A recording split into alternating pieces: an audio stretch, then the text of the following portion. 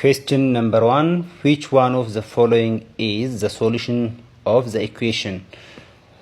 Equation is equal to 243 the power of 2x minus 3 which equal to 81 the power of minus 3x plus 2 over 3 in the set of real number.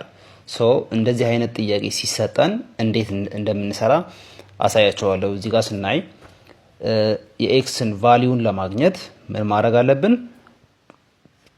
243 the power of 2x minus 3 which equal to 81 the power of minus 3x plus 2 over 3. So then find the value of x. x ለማግኘት ምን ማድረግ አለብን? እዚህ ጋር መጀመሪያ 200 ኤክስፖኔንሻል ፎርም ነው የተሰጠን ጥያቄው 243 ማለት 243 3 the power of 5 ማለት ሲሆን እዚህ ጋር ቤዙን ተመሳሳይ ማድረግ አለብን። የ243 እና የ81 ቤዙን ተመሳሳይ ማድረግ አለብን። the power of 2x minus 3 ይሆናል። so which equal to 81 ማለት ደግሞ ስንት ነው? 3 the power of 4 ማለት ነው።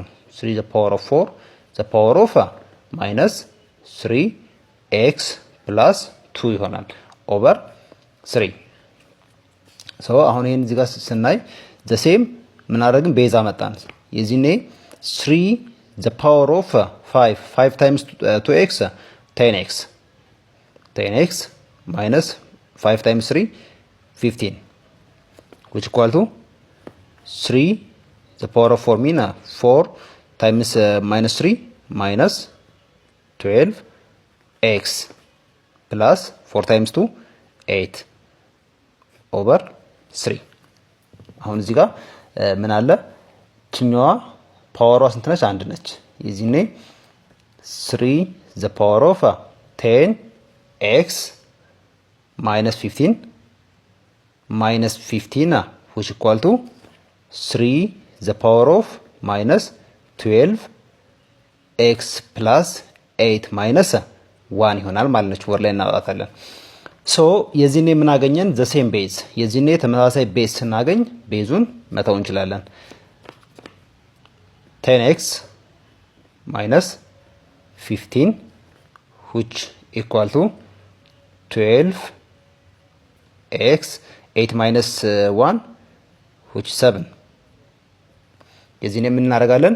ኮሌክቲንግ ላይክ ተርም ችኛዋን ወደዚህ እናመጣለን፣ ችኛዋን ወደዚህ እንወስዳለን ማለት ነው። የዚህኔ 10x ችን ወደዚህ ስናመጣት እዚህ ጋር ኔጌቲቭ ነው። minus 12 ኔጌቲቭ ነው። ወደዚህ ሲያልፍ ምን ይሆናል?